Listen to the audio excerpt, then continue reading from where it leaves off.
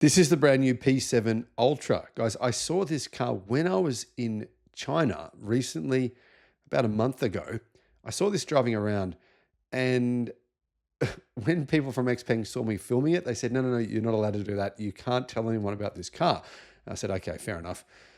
But now I can. Now the new P7 Ultra has, well, it's been revealed, and it's really an incredibly good looking car. When I first saw this car, it reminded me of the Audi RS7, sort of like a nicer looking version of an Audi RS7. Here are the details, and here's what we know so far. Hello, my friends. Welcome to the channel. I'm Sam Evans. You're watching the Electric Viking. Great to have you with us. Recently, guys, I went to China.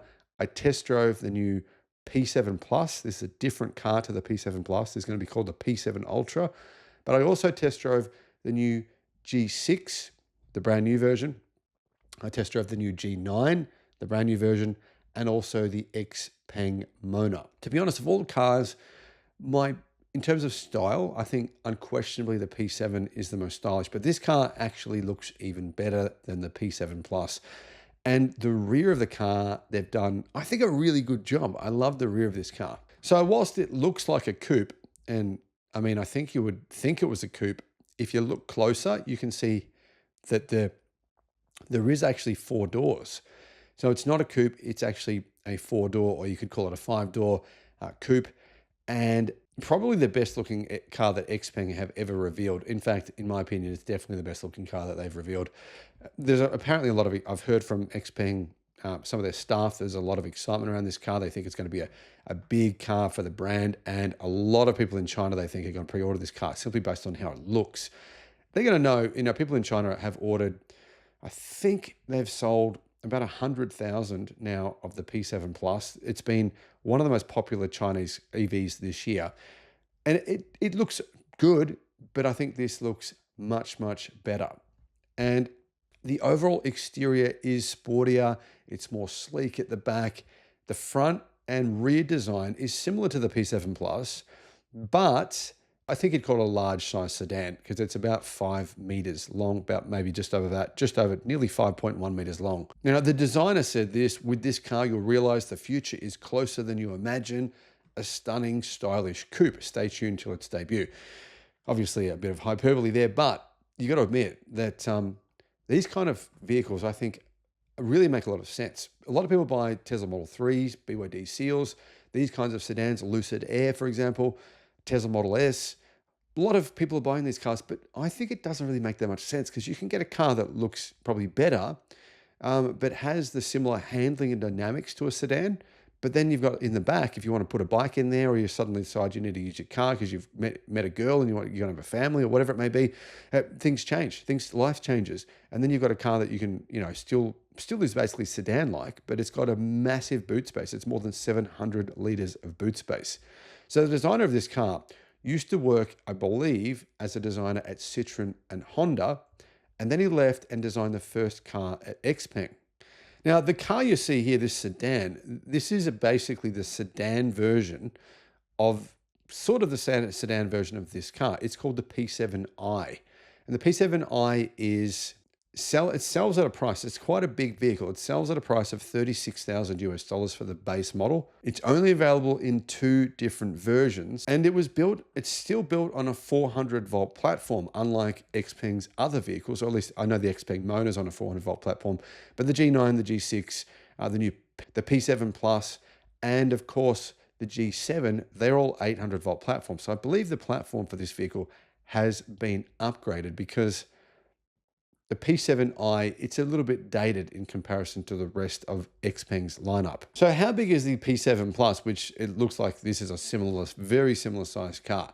It's 5,056 millimeters long, 1,937 millimeters wide. It's fairly wide and has a wheelbase quite big, 3 meter long wheelbase, meaning, yeah, it's got a hell of a lot of interior space. In fact, when I was sitting in the car, I noticed that you could probably be 6'6" plus and comfortably sit in the back. There's a ton of space. But the P7 Plus is a bigger car than the P7i sedan. The sedan is significantly smaller at 4,888 millimeters and only 1,896 millimeters wide. But from what I saw, guys, from what I saw, this P7 Ultra looks very similar in size to the P7 Plus. So I'm going to assume that it's the P7 Plus, is similar dimensions to that car. So what about the batteries? Well, it has lithium iron phosphate batteries from Eve Energy in the base model. The base model gets a 61 kilowatt hour LFP battery, giving it a CLTC range of about 600 kilometers. That's 500 kilometers WLTP. Now, apparently, Xpeng did a system update and we're able to get an extra 13 kilometers of range from doing some efficiency work. So yeah, it's probably got about 510 kilometers WLTP. Now, the other two variants have bigger batteries. The bigger battery, it's a 76.3 kilowatt hour battery, capable of charging at about 500 kilowatt charging speed.